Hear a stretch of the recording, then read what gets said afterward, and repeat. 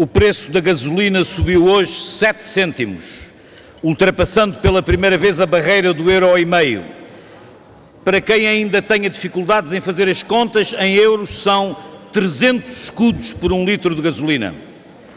O aumento que teve lugar esta noite foi o 20º desde o início do ano, numa espiral sem fim à vista e que se tem acentuado nos últimos dias. No jogo do empurra em que se tornou a discussão sobre os motivos desta galopante subida de preços, descobrimos que ninguém tem nada a ver com os aumentos dos combustíveis. As petrolíferas dizem que não podem fazer nada e ameaçam mesmo despedir trabalhadores se os preços continuarem a subir. O Governo continua parado, dizendo estar à espera de um misterioso e irrelevante relatório e que sabe que nunca conseguirá provar nada que não se saiba, e a direita entretém-se com a demagogia da diminuição dos impostos para garantir os lucros crescentes das petrolíferas. Há 4 anos, o PS, o PSD e o CDS garantiram-nos que a liberalização do mercado dos combustíveis diminuiria o preço e beneficiaria os consumidores. Estão lembrados? Eu estou. Aconteceu o contrário. A liberalização de um mercado com a manutenção de uma empresa dominante apenas serviu para reforçar de forma significativa os crescentes lucros das petrolíferas em detrimento dos interesses dos consumidores e dos contribuintes.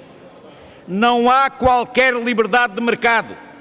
As petrolíferas impõem os preços segundo as suas conveniências e o desprezo absoluto pelo interesse público. O que a liberalização conseguiu foi transformar uma empresa dominante pública numa empresa dominante privada, desbaratando de uma vez uma importante fonte de receitas para o Estado e a margem de intervenção pública que os defensores da liberalização agora vêm a reclamar. É evidente que há concertação de preços e que os preços das diferentes companhias sofrem variações mínimas e que são ajustadas praticamente dia a dia. Mas o Governo sabe perfeitamente que nunca se provará juridicamente a existência de cartel. Nunca tal se comprovou entre nós e por uma razão simples: faltam sempre as provas físicas da existência de concertação.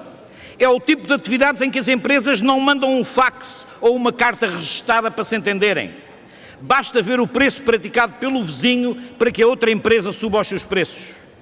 Defendendo a sua inação com o atraso de um relatório inútil, o Governo apenas está a acentuar o que se tem provado ser um erro histórico e trágico.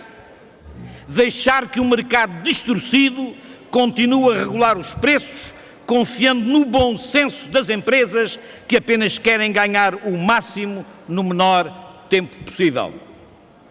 O Governo quer saber se existe concertação de preços, mas fica por perceber, senhores deputados, porque é que solicitam um estudo à Autoridade de Concorrência. O Estado tem 7% das ações da empresa que domina o mercado, detendo mesmo uma golden share que confere um poder de decisão na petrolífera. Se suspeita que exista uma concertação, o Estado, como acionista de referência da Galp, é um dos principais responsáveis pela situação e tem todos os meios para decidir os preços sem esperar pela Autoridade da Concorrência. A situação, senhoras e senhores deputados, chega a ser caricata. O ministro Manuel Pinho solicita um estudo para ver se uma empresa em que o ministro Manuel Pinho tem uma posição de referência está a cumprir as leis da concorrência.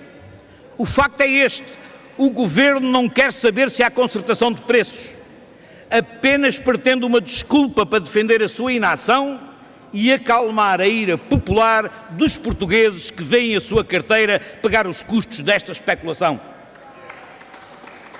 Mas em termos de crise, a resposta das petrolíferas prova como são enganosos os discursos do Governo e o quanto elas têm custado aos portugueses. Diz o Presidente da Galp que nada pode fazer. Os impostos são altíssimos e enquanto o Governo não diminuir a carga fiscal sobre os combustíveis, os portugueses continuarão a pagar a fatura.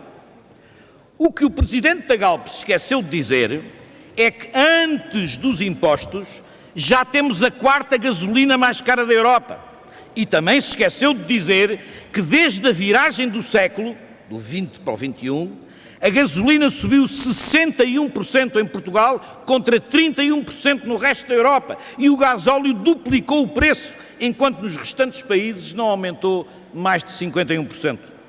Com o petróleo caro ou barato, tanto faz, para a Galp nunca há crise, porque tem as costas quentes de um mercado que não funciona e dos sucessivos governos que têm apoiado a sua política especulativa contra os consumidores. O que o Presidente da Galp pretende, com a cumplicidade da direita política que defende a diminuição do imposto da gasolina, é que a diminuição da carga fiscal, e esta é a verdade, continua a suportar a escalada de lucros das petrolíferas. Mas a inação do Governo é incompreensível e, a nosso ver, inaceitável. Podia ter posto os olhos no Primeiro-Ministro Zapatero, que chamou as companhias petrolíferas e outros agentes do setor para lhes explicar que em tempo de crise os sacrifícios têm de ser repartidos por todos. Ao contrário do que tem acontecido entre nós, onde as companhias têm acumulado lucros crescentes, enquanto os portugueses veem a gasolina subir muito mais do que nos outros países europeus. Mas se o Governo não faz o seu trabalho, permitam-me que vos diga que nós tencionamos fazer o nosso. O Bloco de Esquerda vai solicitar hoje mesmo a presença no Parlamento dos presidentes da Galp, da BP e da Repsol, numa audição que deverá ter lugar logo depois da presença do Ministro da Economia no Parlamento para discutir a política de preços energéticos e que foi desencadeada, aliás, por um agendamento potestativo do Bloco. O aumento do preço do petróleo não ficará por aqui, senhoras e senhores deputados. É preciso dizer que este não é um problema técnico nem fruto de uma inevitabilidade imponderável. Termino já, Sr. Presidente. Existe sim uma outra resposta política. Estamos perante uma questão estrutural que afeta um bem escasso e finito que exige uma política de incentivo à eficácia energética. E termino, senhoras e senhores deputados, dizendo: diminuir os impostos para aumentar o consumo é a perpetuação do erro que tem levado ao sucessivo desinvestimento nos transportes públicos e à perpetuação da ineficácia energética. O que esta escalada de preços comprova em última análise é o erro trágico que foi a privatização e a liberalização do preço dos combustíveis. Um erro que os portugueses estão a pagar caro, demasiado caro, e que em nome do interesse público é urgente corrigir. Muito obrigado.